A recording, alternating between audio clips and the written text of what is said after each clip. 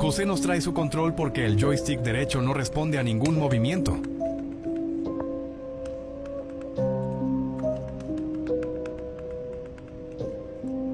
Se desarma.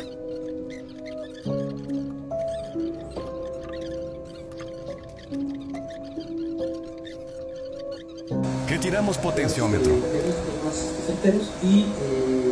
Haciendo una inspección visual, nos percatamos que la PCB presenta líneas rotas y tarjeta golpeada.